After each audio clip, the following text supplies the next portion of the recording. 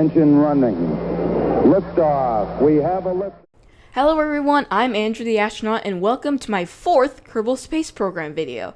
Now, as you saw from that little intro, we are making a sea-launched rocket. So, a sea-launched rocket basically means, well, we have some neighbors who really don't like that we're smashing rockets everywhere. So, Andrew the Astronaut has decided, okay, fine, we'll get to your demands. We'll launch from the sea instead, I guess. Now, you can see me constructing the rocket here, and we're going to bring this thing to the moon. Now, I had no idea at the time, but this has definitely not enough delta V to go to the moon. It's very bad. Bad, bad, bad. And we had to add a refueler to able to refuel its tank. And even after that, we still didn't have enough fuel left. But I'll tell you what happens next later in the episode, because I gotta keep that viewer retention up, the most important metric. Anyway, we are building the boat right now. Now, I took the rocket and the boat. That was a lot of inspiration from Matt Lowndes' sea launch videos, because the colors are very similar. I will post a link to his video down below. Go subscribe to him too. He's at around 504,000 subs right now, and I desperately need him right now. Anyway, the hinge system, this is not based off of Matt Lowndes, probably, but the thing is that hinges are very hard to deal with in Kerbal Space Program, and I just needed a good engine to just lift the rocket off, and then the moment it has its pointed vertical, decouple those things and launch. Now, I chose the Vector, and Matt Lowndes chose the Vector, both for very good reasons. The Vector can gimbal, because I'm Vector, because we have direction and magnitude. Why did this channel suddenly become a movie reviewing channel? I have no idea. It's a joke. Anyway, what we're gonna do now is construct the body of the boat, and you can see me just fiddling around with these Mark III fuel tanks. Now, these are very efficient because their edges on the top are very flat, and that's very useful. Now, we're making the front a little bit more aerodynamic. Let me talk a little bit more about the actual idea that came to this. So I was just on my bed the other day, and I was thinking about what video I should make next. And I got the idea of a sea launch base. And the base idea was a little scrapped because that would be way too much for me to handle. But when we click the launch button, you will see a very, very distinct difference from my normal KSP videos. But stay tuned. You know, I gotta keep the viewer retention up. I don't know why I keep saying that, but I'm gonna say it throughout the video. So now we're adding these giant massive wheels to roll the thing. But really, it wasn't working. And now I just realized I could have just pressed W and it would have moved. So I was very, very dumb.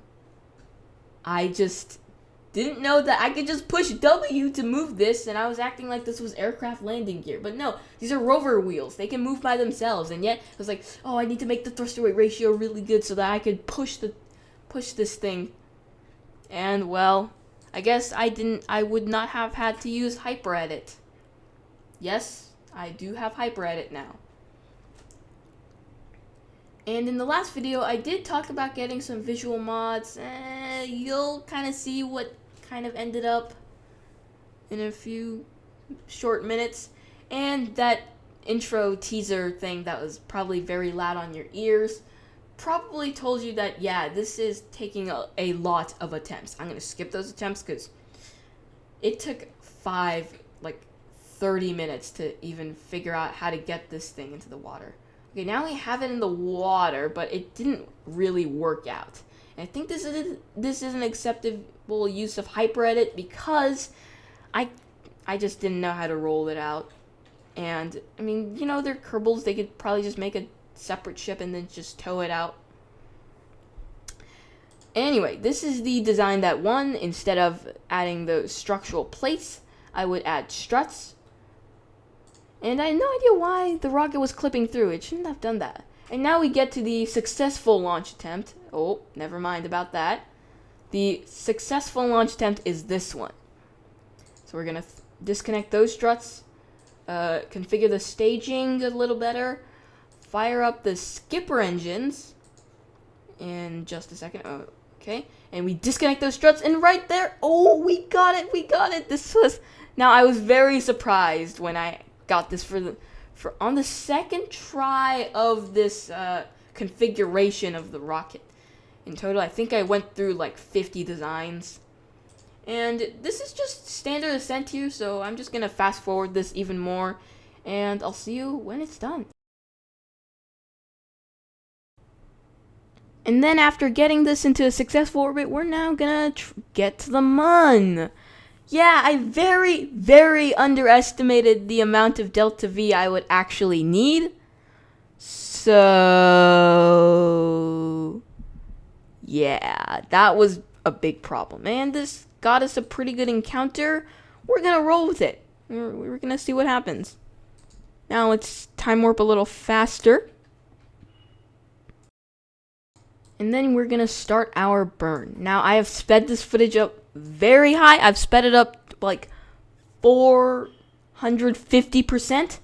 So please do not try doing the stuff you see in this video at the pace that you see on your screen, because this entire thing was an hour, 4 minutes, 26 seconds, and 15 milliseconds long.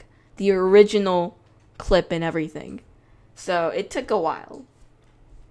So what we're going to do now is get a Mun orbital maneuver node, and we're going to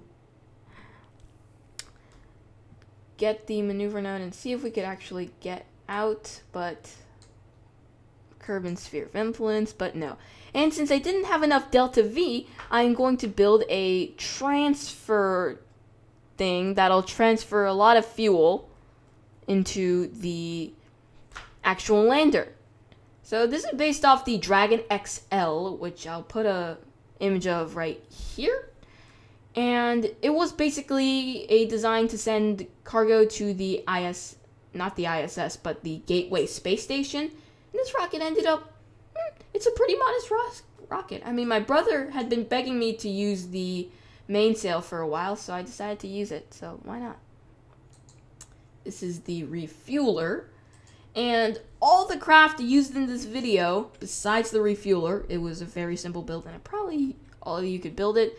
The sea launch platform and rocket will be posted on Kerbal X, and I will link it in the description if you want to try and download this craft and see if you can get it better than me. Oh, and I'll also put the save file down there because you'll just see. Anyway, we're going to get into orbit now. It's not painfully hard. I mean, this is just a normal rocket. You know, it's super easy.